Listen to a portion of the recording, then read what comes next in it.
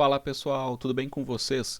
No vídeo de hoje eu vou falar sobre fundos imobiliários aqui, um vídeo bem importante, né, sobre fundos imobiliários de logística.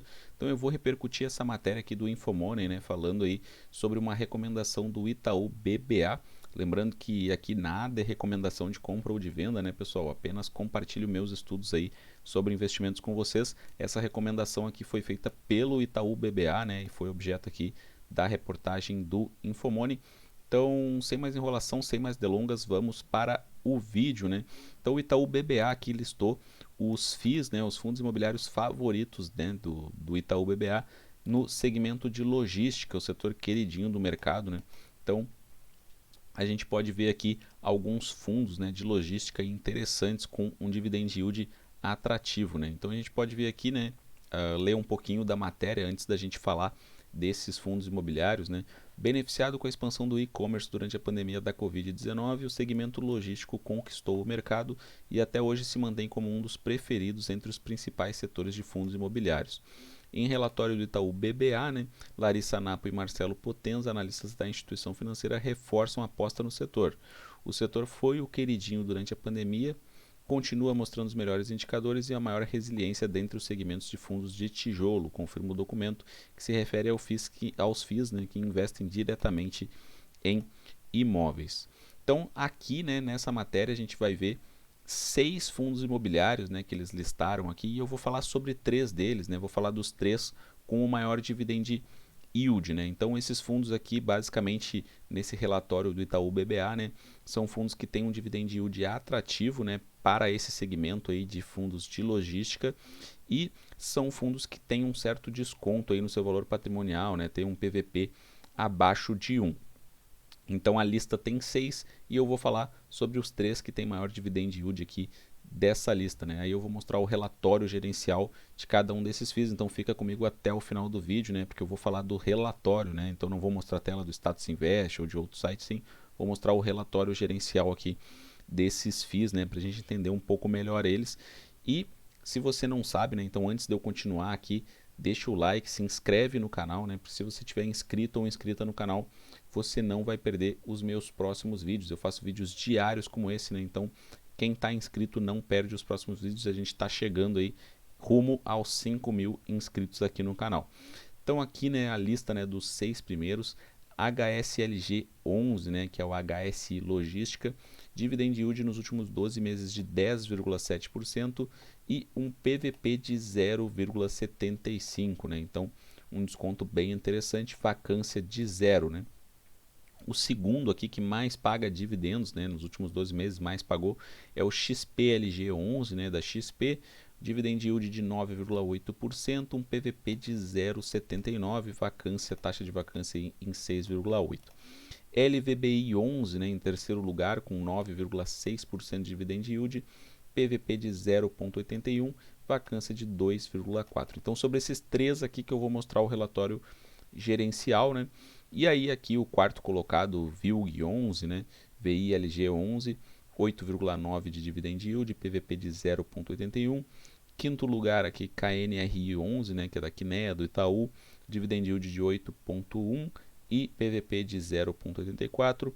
E o sexto lugar aqui, o Bresco Logístico, BRCO11, né, dividend yield de 8%, PVP 0,77. Então vou começar aqui sobre o primeiro lugar, HSLG11, né? Então, ele é um fundo de logística, né, pessoal? Aqui todos os fundos de logística, né? A gente pode observar aqui a carteira de locatários. Então, ele é um fundo que grande parte dele, né, aí grande parte dos imóveis dele são locados pela Via Varejo, né? Então, a Via Varejo é uma empresa aí que realmente ela tem alguns problemas assim, né? Então, isso aqui é um fator de atenção, na minha opinião. Então, por mais que ele esteja pagando aí um dividend yield alto, né, maior que os outros, acredito que isso faça com que o risco também seja maior que os outros, né? O açaí aqui, supermercados açaí, né, corresponde a 12%, Bemol 10%, Comercial Esperança 10%, Renner 5%, né, e aí vai. Então ele tem uma grande concentração aqui, né, dos contratos dele em via, né? A gente pode ver aqui que 80% dos contratos são típicos, né? E 80% aí dos contratos, né, são localizados, né, na região sudeste. Aqui a gente pode ver que a maior parte aí do indexador, né, é o IPCA, então 90% aqui praticamente dessa carteira aqui do HSLG, né, é pelo IPCA, né, corrigido pelo IPCA. E a composição da carteira, né, ele é um fundo de logística, 95% quase da carteira alocada em imóveis, né, 3,7% em renda fixa, né, que provavelmente aí é o caixa também, né, do fundo imobiliário, e 1,7% em outros FIIs, né, em outros fundos imobiliários, né. A gente pode ver aqui, né, que o HSLG ele tem um índice de alavancagem até bom, né, porque o índice de alavancagem líquido dele é de 6%, então acredito que para os fundos imobiliários, né, até 20% aí esteja ok. Então esse índice de alavancagem aqui do HSLG tá bom, né? Então a vacância física zero, né? Então quer dizer, muito bom, né? Inadimplência líquida também zero, então realmente o fundo assim com bons números na minha opinião, né? Mas algumas situações aqui que a gente tem que tomar cuidado, como essa aqui, né? Tem uma concentração grande em via, né? Então se por acaso acontece algo com via aqui, né, como que fica o HSLG 11, né? Então, esse é um ponto de atenção. Não estou dizendo que o fundo é maravilhoso ou que o fundo é muito ruim. Não estou dizendo nada disso, né? Eu não faço recomendação aqui, né? Apenas estou compartilhando meus estudos com vocês. Então, eu acredito que isso aqui é apenas um fator para a gente refletir, né? Se você aceita isso aqui, beleza. Agora, se isso aqui é um impeditivo para você, né? Se você fica incomodado com isso, aí é melhor realmente deixar para lá. Então, mais um fundo aqui, né? Agora eu vou falar sobre o segundo colocado da lista, que é o XPLG 11, né? Pagou quase 10% de dividendos nos últimos 12 meses. O XPLG 11, né? Ele tem aqui praticamente todo o fundo investe em imóveis, né? 91% investe em imóveis, 7% são cotas aí de outros FIIs, né? E 2% aplicações financeiras, né? A gente pode ver aqui que, diferente, né, do HSLG, a maior parte dos contratos é de contratos atípicos, né? 62%, 38% em contratos típicos, e aqui por locatários aí é um fundo mais diversificado já, né, na minha opinião, na comparação com o HSLG 11, né, porque via varejo aqui também corresponde à maior parte, mas corresponde a 15%, Leroy 11%, Grupo Pão de Açúcar 8%, Renner 8%, Mobile 7%, e aí B2W, né, B2W Americanas, né, 7%, outros 45%. Então é um fundo já mais diversificado, na minha opinião, né. Claro que esses fundos de logística, eles têm uma forte ligação com o comércio varejista, né? Porque as empresas aí de varejo e e-commerce usam muito esses galpões logísticos, né? Para estoque, para distribuir também, né? As compras, né? De maneira mais eficiente, mais rápida para os consumidores, né? Que compraram aquelas mercadorias, né? Aqueles produtos via internet. Então, 54% comércio varejista, né? Claro, a gente sabe que varejo está sofrendo bastante nesse momento, né? Porque é um setor muito intensivo em capital, né? Então, com essa taxa de juros muito alta, a gente está vendo algumas varejistas sofrer muito aí, né? Sofrerem muito, né? Então, 54% aí para comércio varejista, 11% para material de construção, logística 6%, comércio e distribuição de alimentos 4%, outros 13%. A gente vê aqui que a maior parte da correção, né, desses contratos é pelo IPCA, né, outra parte ali menor pelo IGPM, né, e os vencimentos dos contratos aqui, né, a gente pode observar que a maior parte desses contratos aí, 80% vence depois de 2025, né? Então a gente tem 8% dos contratos vencendo em 2023, 12% vencendo em 2024 e 80% vencendo de 2025 para cima, né? A gente pode ver aqui a vacância nos últimos 12 meses, ela diminuiu, né? Então, na comparação aí com o mesmo período do ano passado, a gente vê que a vacância está menor, não é tão menor assim, mas está menor, né? Então, realmente aqui XPLG, né, um fundo bem interessante, bem diversificado, né, tanto geograficamente quanto por clientes, né. Então, realmente aí um bom fundo, na minha opinião, né, com uma taxa de vacância baixa aí, e com um certo desconto, né, PVP de 0,79.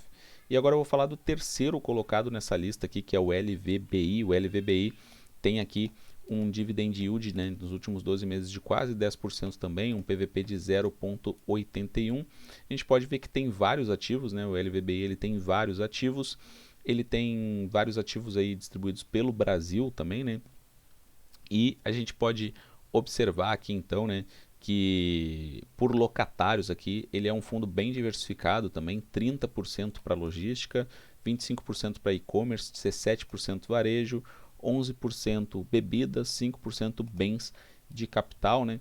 E aqui por inquilino, a gente pode observar que a maior parte fica com a Amazon, né? A Amazon 12%, DHL 11%, Ambev 11%, Magazine Luiza 9%, o Dia 7%, Americanas 7%. Então a gente vê aí que vários fundos aí têm, né, Americanas como inquilinos, né? Então isso aí acaba sendo um problema, mas no caso aqui do LVBI 11, né, a gente vê que essa participação da Americanas aqui, ela não é tão grande, né?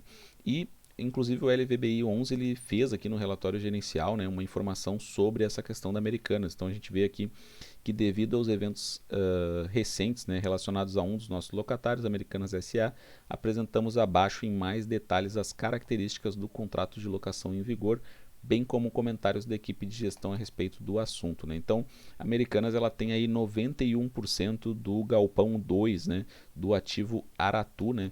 E a gente pode observar aqui então que o ativo Aratu foi adquirido pelo fundo em junho de 21. O empreendimento contava na data da aquisição com a primeira nave, né, o galpão 1, né, G01, concluída e 55% alugado para diferentes locatários, e o segundo galpão em obras. Atualmente o G01 está 100% alugado para 6 diferentes locatários, e o G02 na época da aquisição possuía um contrato de locação firmado com a B2W, que representava 91% da área do galpão. A conclusão da construção do G02 ocorreu em junho de 22, quando teve início o prazo de locação e a locatária tomou posse do imóvel, né?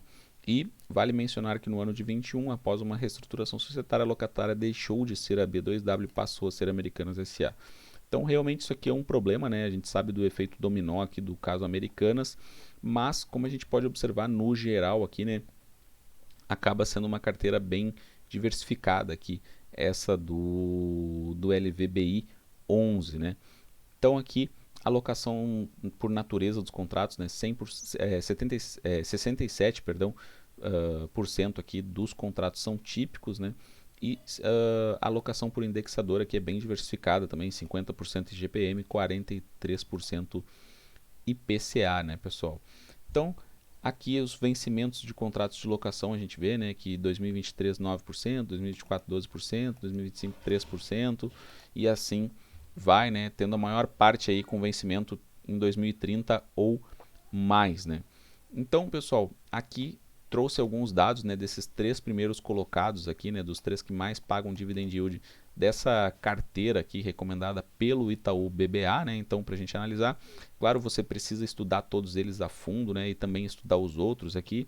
O VILG 11 ele já tem um problema aqui, isso é uma notícia bem recente, né, com a Tok Stock, né? Então, o VILG 11 está com problema com a Tok Stock aí, não recebeu aí aluguéis do fundo imobiliário. O BRCO11 tem um problema também grave aí com Americanas, né? Então tem que estudar bastante, mas são fundos interessantes para estudo, né? Justamente para a gente estudar, filtrar aí o que serve e o que não serve para cada investidor. Então, pessoal, quero saber se vocês têm esses fundos em carteira, se vocês não têm, o que vocês acham deles, né? Deixem comentários aí, porque eu leio e respondo todos os comentários aqui do canal. Um forte abraço a todos e até a próxima.